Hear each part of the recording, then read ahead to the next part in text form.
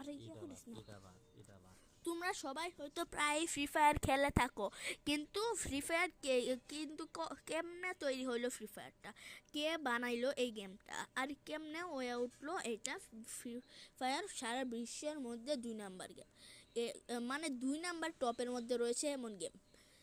গল্পটা শুরু হয় 2017 সালে। একটা সিঙ্গাপুর ভিত্তিক কোম্পানি গেরিনা তখন ভাবছিল পাবজির মতো একটা ব্যাটল গেম তৈরি করবে, কিন্তু এমনভাবে যেন সেটি কম দামে মোবাইল ফোনেও ভালোভাবে চলে। তার প্রজেক্টে হাতে দেয় 111 স্টুডিওকে, আর শুরু হয় ফ্রি ফায়ার তৈরির কাজ।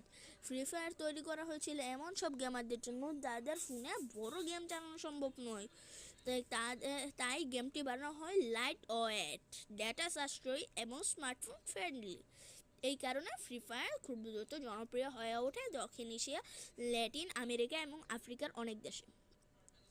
গেমটিতে 50 জন প্লেয়ার একসাথে লড়াই করে এবং একটি ছোট ম্যাপে মাত্র 10 থেকে 15 মিনিটে শেষ হয় ম্যাচ। সাথে আছে অসাধারণ ক্যারেক্টার, আলাদা স্টাইলিশ স্কিন এবং নিয়মিত ইভেন্ট, যা গেমারদের আকৃষ্ট রেখেছে বছরের পর বছর। এই গেমের পিছনে ছিল একদল প্রতিভাবান প্রোগ্রামার, ডিজাইনার, সাউন্ড আর্টিস্ট এবং গেম টেস্টার। তাদের মধ্যে অনেকেই ছিল ভিয়েতনামের, ইন্দোনেশিয়ান এবং সিঙ্গাপুর থেকে। তাদের রাত দিন পরিশ্রমে ফ্রি ফায়ার আজ একটি গ্লোবাল ব্র্যান্ড।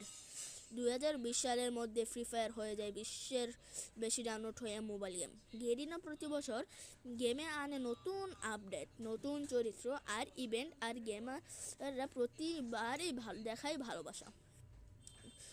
তো বন্ধুরা, এই ছিল ফ্রি ফায়ারের পিছনের গল্প।